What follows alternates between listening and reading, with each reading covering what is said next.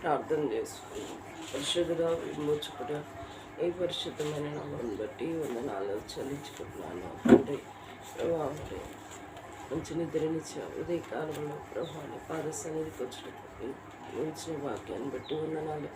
నైనా నీ వాక్యం చదువుతుండగా ప్రభా మా జీవితాలు మాతో మాట్లాడండి. మా హృదయంలోని మా చడాగలు కడుక్కుని కృపను కూడా దయచేయండి. నీ స్వరం వినిపించండి, సన్నిధి ఉంచమని ఏసునామంలో స్తుతించి ప్రార్థించి వేడుకుంటున్నాను తండ్రి. ఆదికాండము 17వ అధ్యాయము. అబ్రహాము 99 ఏళ్ల వారైనప్పుడు యెహోవా అతనికి ప్రత్యక్షమై, నీవు సర్వశక్తి గల దేవుడను, నా సన్నిధిలో నడుచుచు నిందారహితుడు అయి ఉండుము.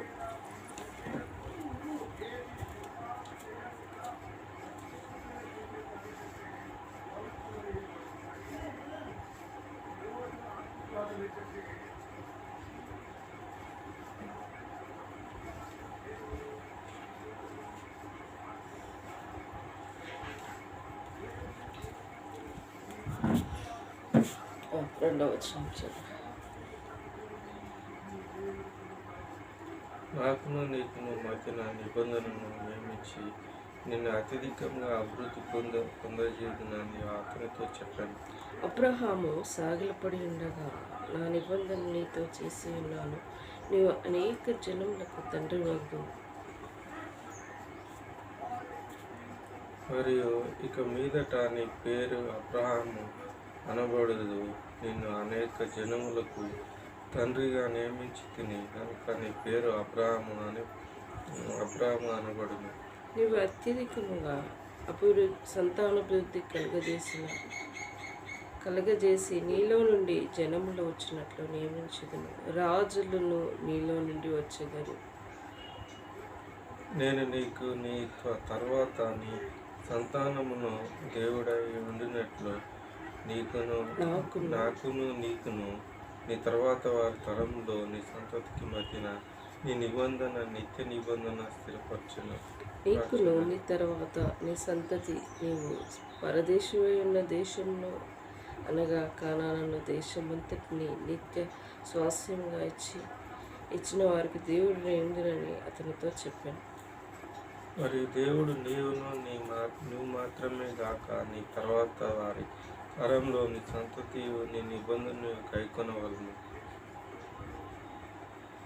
నాకును నీకును నీ తర్వాత సంతతి మధ్య మీరు కైకొనవలసిన నా నిబంధన ఏదనగా, మీలో ప్రతి మగవాడు సున్నతి పొందవలను. మీరును మీ గోప్యాంగ చర్మమున సున్నతి పొందవలను. అది నాకును నీకును మధ్య నిబంధనకు సూచనగా ఉంది. 8 దినములు వయసు గలవాడు అనగా నీ ఇంటి పుట్టినవాడైన నిస్సంతానమును కానీ అన్యుని యొద్ద వెండితో కొనబడిన వారైనను మీ తరంలో ప్రతి మగవాడు మీలో సున్నతి పొందవలను. నీ ఇంట పుట్టిన వాడును నీ వెండితో కొనబడిన వాడును తప్పక సున్నతి పొందవలను. అప్పుడు నీ నిబంధన నీ శరీరం నిత్య నిబంధనగా నుండి. సున్నతి పొందని మగవాడు అనగా ఎవని గోప్యాంగ చర్మం సున్నతి చేయబడదో అటివాడు తన జనంలో నుండి కొట్టివేయబడను. వాడు నా నిబంధనను మీరి ఉన్నాడని అబ్రహాముతో చెప్పింది. మరి దేవుడు నీ భార్య అయిన శారాయి పేరు శారాయి అనదు, ఎలా అనగా ఆమె పేరు శారా. నేను ఆమెను ఆశీర్వదించి ఆమె వల్ల నీకు కుమారుని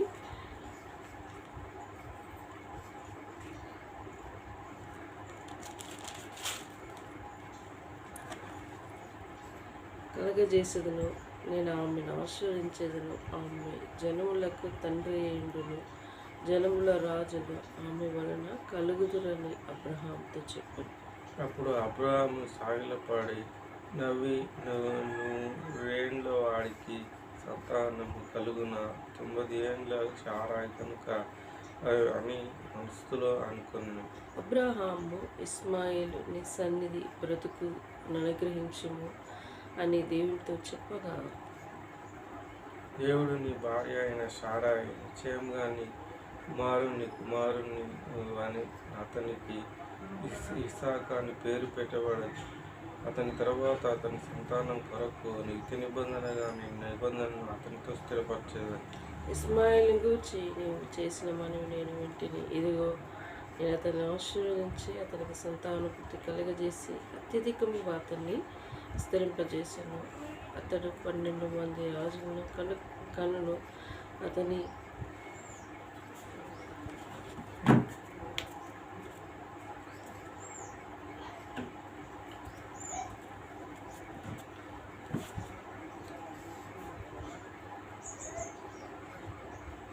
అయితే వచ్చు సంవత్సరం ఈ కాలమందు శారా నీకును కనబు ఇస్సాకుతోను నిబంధన స్థిరపరచదని చెప్పాను.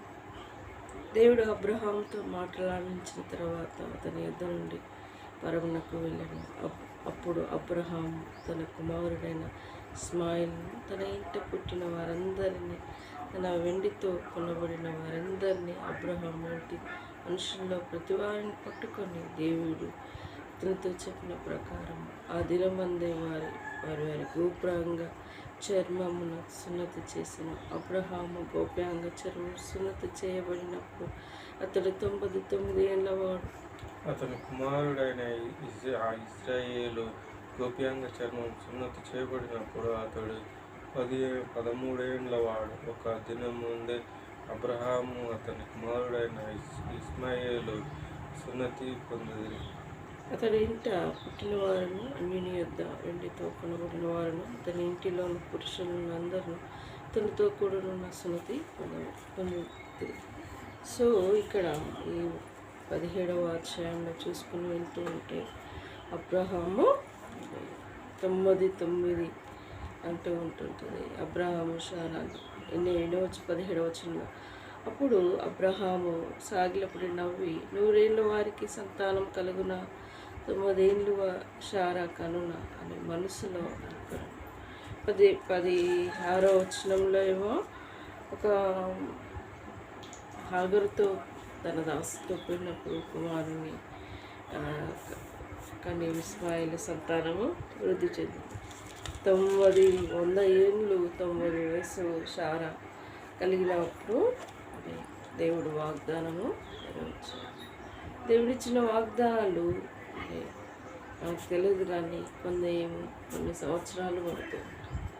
మనం మర్చిపోతూ ఉంటాం, మన సొంత ప్రయత్నాలు చేస్తాం. కానీ ఇక్కడ దేవుడిచ్చిన వాగ్దానం నవ్వారు. ఈ వయసులో నేను పిల్లలకి అంతానా అని నవ్వారు. అది దేవుని చిత్తం. ఆయన రహస్యమైనదనేది మనకు తెలియదు. ఆ రహస్యమైన మనము మరి వాగ్దానం చేసిన దేవుడు నమ్మదగిన దేవుడు కాబట్టి వారి జీవితంలో నెరవేర్చాడు. మన జీవితంలో కూడా కొన్ని సంవత్సరాలు పడుతూ ఉంటాయి ఒక కార్యం జరగటానికి, చేయడానికి. మనం ఏమనుకుంటాం, అది ఈ సంవత్సరంలో ఇప్పుడే జరగాలని అనుకుంటాం. కాదు, దేవుడి చిత్తంలో ఎప్పుడు జరిగేదంటే అప్పుడే జరుగుతుంది. సో దేవుడిచ్చిన వాగ్దానాలు మన పట్ల నెరవేర్చబడుగాక. దేవుడి వాక్యంలో దీవించి ఆశీర్వించి ప్రార్థించుకున్నాం.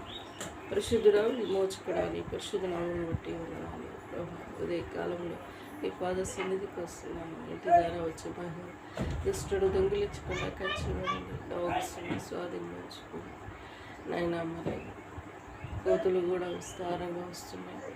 చెట్లకున్న కాయలు మరి అన్నీ తిని వెళ్ళిపోతున్నాయి. ప్రభావం తీసుకుని అంధకార శక్తిని సంపూర్ణ విడుదల దయచేయండి. శత్రు సాతాను తనను చితికదొక్కండి. అయా జ్ఞాపకం చేసి నన్ను నా కుటుంబానికి స్వాధీనం ఉంచుకోండి. ఇచ్చిన వాగ్దానాలు నెరవేర్చండి. గుడ్ ఫ్రైడే, ఈస్టర్, సండే దినాల్లో శుభ శుక్రవారం ప్రభు నువ్వు మరణించి తిరిగి లేచిన దినం ప్రభు, అంత ప్రశస్తమైన దినము మాకు మా జీవితంలో గొప్పదైంది. దేవా, దీవించండి, ఆశ్రయించండి. శ్రమతుందా ఆయన మా కోసం రక్తం చెందించి ప్రభా, ఏ పాపం ఎరిగిన పావనమూర్తిగా మా జీవితాల్లో మాకు దొరికినందుకు ఈ ప్రశస్తమైన రక్తంతో మా పాపములు కడగటానికి భూలోకానికి సంచరించిన దేవ, భూలోకాన్ని దిగి వచ్చిన దేవ, నీకు మమ్మల్ని మా కుటుంబాన్ని కృపలో రక్షించండి, కాపాడండి. శోధన ఇంటి ద్వారా వచ్చే మహిమను దుష్టుడు దొంగిలించకుండా కృపలో బతుకొచ్చు. ఇంతవరకు చేసిన మేలును బట్టి స్థుతిస్తున్నాను ప్రభా. నా వ్యక్తిగతంగా నా కుటుంబ సమస్యలు సాల్వ్ చేయండి ప్రభా. మరి లోని అప్రోచ్ అవుటకు నాయన సహాయపడండి. అది సక్సెస్ అవుటకు నన్ను దీవించండి. ప్రేమతో పంపిన ప్యాకేజ్ రిసీవ్ చేసుకుంటకు నాకు సహాయపడండి ప్రభా. అది నీ చిత్తంలో ఉంటే అది జరుగుతుందని నాకు నమ్మకం, దృఢ విశ్వాసం బలపరచండి. దేవా జ్ఞాపకం ప్రపంచంలో జరుగుతున్న యుద్ధాలను శాంతపరచండి, నెమ్మదిపరచండి. అయా ప్రతిదీని కృపగల ఆస్తంలో కృపజెప్పుకుంటున్నాను. నా కుటుంబాన్ని కృపలో బతికొచ్చు. తమ్ముడికి జాబ్, రైల్వేకి బుక్స్ ఇంకేమన్నా తీసుకుని ఉంటే ఆ విషయంలో సహాయపడి బిడ్డని నిలబెట్టండి. నాయన నన్ను కూడా కృపలో బతికొచ్చు. గవర్నమెంట్కి నేను సేవ చేసే ఉద్దేశం ఏంటి, అది నీ చిత్తంలో ఉంటే నన్ను నిలబెట్టాలి. ఇలా నాకు నా కుటుంబాన్ని నేను కృపగల ఆస్తంలో నిరంజ విషయంలో బిడ్డని నిలబెట్టండి, స్థిరపరచండి. కావ్యమన బిడ్డలు చిన్న చిన్న కుటుంబాన్ని కూడా రక్షించండి. వారికి ఫైనాన్షియల్ ప్రాబ్లం, జీతాలు పడటకు కృపదయచి పొలమును జ్ఞాపకం చేసి ఇలా నా సంస్థల్లో నా ఆఖరిలో సహాయపడమని కోరుకుంటూ ఇచ్చిన భాగ్యాన్ని పెట్టిస్తూ తెస్తూ యూట్యూబ్ ద్వారా వింటున్న బిడ్డలను కూడా రక్షించండి, కాపాడండి, తోడుగా ఉండండి. నా సబ్స్క్రైబర్ని కృపలో బతికించుకోండి, తోడుగా ఉండమని ప్రార్థిస్తూ నా ఫ్రెండ్స్ని నా కుంటూ పరిచయం వారందరినీ రక్షించి కాపాడమని కోరుకుంటూ యేసు నామములో స్తుతించి ప్రార్థించి వేడుకుంటున్నాను తండ్రి. యేసు రక్తమే సిల్వ రక్తమే యేసు నామ సంపూర్ణ విజయం కలిగిన అపవాది క్రియల అనంతం నాశనమగునుగాక.